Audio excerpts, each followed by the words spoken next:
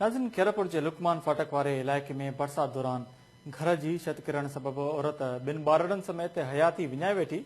Report करे रहियो आहे खादिम जूणे जो।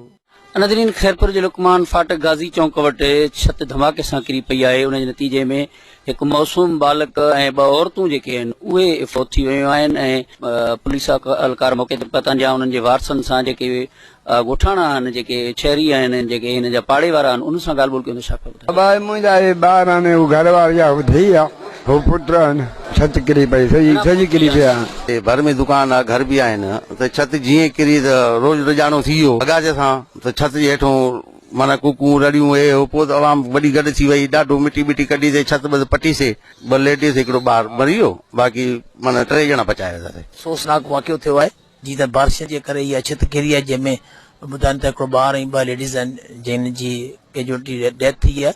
ऐं इन ते अफ़सोस ई करे सघिजे थो, छो जो जेकी अलाही तरफ़ां आहे फ़ैसिलो थियल उनखे माण्हू कुझु नथो करे सघे। ख़बर पई 9:30 बजे इहो वाक़ियो थियो, जी मूंखे इतला मिली, एसएचओ अॻी पहुची चुको, पोइ डीएसपी खे मोकिलियोसीं, हींअर आउं पाण विज़िट ते आयो आहियां।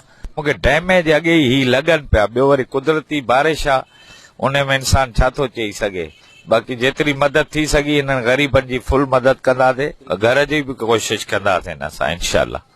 ॾाढो अफ़सोसनाक वाक़ियो थियो आहे इहे सुबुह बारिश में।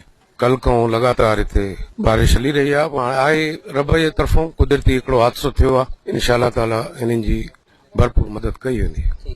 नाज़रीन, ही जेका छत धमाके सां किरी आहे, बरसातुनि समय कचा ग़रीबनि जा घर आहिनि, उन हवाले सां ई घर धणी जूं ॻाल्हियूं ॿुधियूं। उन सां गॾु जेको आहे सो एसएसपी खैरपुर तोड़े पाड़े वारनि जूं ॻाल्हियूं ॿुधियूं। संदन चवण हो त उते धमाके सां किरी पई ऐं जीअं पहुतासीं त उहे दॿियल हुआ ऐं माण्हू कढण जी कोशिशि कई, पर मौक़े ते ई जेको आहे सो 3 माण्हू फौत थिया आहिनि। हिन वक़्तु इलाइक़े में सोगारी सूरत हाल आहे।